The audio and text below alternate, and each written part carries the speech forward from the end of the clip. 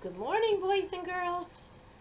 It's day 2 of our Walking Rainbow Science Project. Before we take a look at what's been going on overnight, I just wanted to mention a couple of things. I have to write it down. I have been seeing so many cool things, and you guys are coming up with great ideas. Now, let's see. We did our ivory soap, and you guys did a great job. Some of you are still planning on doing it. I know it takes a little trip to the store because it has to be ivory soap. And then we did the M&M rainbow experiment. And then we set up, and yesterday we set up the walking rainbow experiment. So let's see what's been going on. First of all, congratulations go out to Evan. He has been promoted to Tiger Scout in his Boy Scout troop. So yay, Evan. There's a lot of things still going on, and I saw him get that over the internet. Pretty cool. I also saw his M&M project, and he made a little variation, which that's what scientists do. He decided to do blue, green, blue, green, blue, green, all on the top half of the circle, and then red, orange, red, orange, red, orange at the bottom. It made for a very different pattern. And then he tried the Skittles, which was a little bit of a problem. He discovered that Skittles are not as flat as M&Ms, so they tend to roll around more. Great discoveries. And his notebook. He did his notebook for the Walking Rainbow. Beautiful. Avery did a video. Wow, she had some great questions. She was looking at it, wanted to know if it was all going to go to the middle. She was noticing that the colors maybe weren't quite as bright as the M&Ms were, because as they went out into the liquid. And then at the very end she said, I wonder when it's done if I could just put my finger in it and taste it. Well, because it's water and candy, her mom said that would be okay. You always have to ask before you put something in your mouth. But scientists would use their sense of taste too. Great thinking. Charlie did his with his sister Maggie, so I'm so glad that you are sharing our science experiments. Christian did his on a red dish, so I was wondering how that would look. I didn't get to see the end, but I'm very curious. And then today he did his walking rainbow with the hypothesis that the colors would move and the water would move. So let's see what happens. Lucy did her M&M experience with double rows. So she had two going all the way around. And it really did make a different kind of a pattern. Maya Bell didn't have M&Ms. So she asked herself a different question. I wonder if it would work with Apple Jacks. She tried it. Sometimes you get the answer no when you're a scientist. It just didn't quite work out. So that's good information and good thinking, Maya. She also did the walking rainbow, and she did it with her brother. I love that we're sharing. Emily tried it, and she did both the large and the small circle and got great results. So I'm really pleased. Now, 9:30 in the morning, we are going to look at this experiment, and we're going to look at it rather quickly. Ready? See if I can get you on here. All right, so I will be turning this so you can see. Here we have our yellow container. And wow, as you can see, now both of these are turning yellow. And I don't know if you can see it or not, but over here, there is yellow water in the bottom. Remember, this cup was empty. And look how low the water is here. This is my brightest one, and I would not have guessed that. Now, for some reason, we're not getting the same results with the blue. I can see it's only going up a little way. Now, when I touch it, I'm not moving it. I can feel that my paper towels are wet. I don't know. We have 24 more hours to go. When I turn it here, there's no liquid in that jar. But the towel is a little bit damp. Over here in the red jar, you can see it's starting to come up, but we're not seeing anything come through. Interesting. So right now, I would say our best results are from the yellow jar. I'm I'm going to draw it just as it looks right now. And I'm going to record day 2. It's been 24 hours, and that's what it looks like. Should I give up just because it doesn't look the way I thought? Of course not. We're going to wait and see what happens. I am just amazed because I would not have thought that. All right, we're going to take just a little break. I'm going to get set up for today's experiment.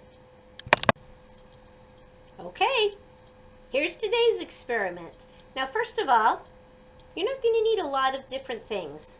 You're going to need a clear bowl, if you have one. It'll work without a clear one. I just think it's easier for me to show you. So you need a bowl that will hold some water.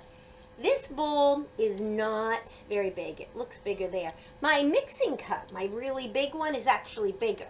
So I decided I'm going to have 2 different ones. And you only need one, but if you want to use 2, you can. Now, in each of the mixing bowls, I'm going to pick a color to use. And I happen to find that I have some cool neon colors. I don't know. It doesn't matter how much you put as long as you can see. Ooh, it's already dripping in. So here, I'm going to hold it up. Okay.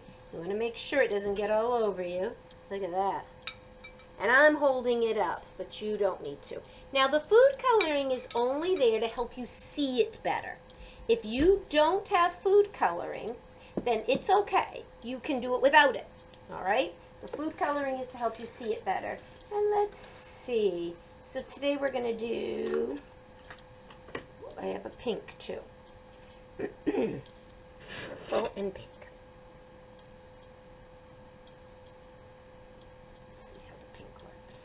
And I'm just stirring it a little. Yeah, I guess that's bright enough. Okay, so we have purple, we have pink. You only need one. Sometimes I like to be ready in case I want to do it twice. All right, so let's see. And then what you need are, these have to be clear or else you won't be able to see them quite, okay? So I went through my cupboard and I tried to find some glasses. Now this is a very small one. It needs to be see-through so that you can see through it, right? Transparent. This one's got a little writing on it. It's a measuring cup, but you can still see through it. This one is much bigger. Doesn't work quite as well. And then I grabbed these 2. I didn't think this shape would work at all, but I wanted 2 that were the same to show you, okay? So what we're going to do is this. Let's tip it a little bit so you can see. We'll start with the purple.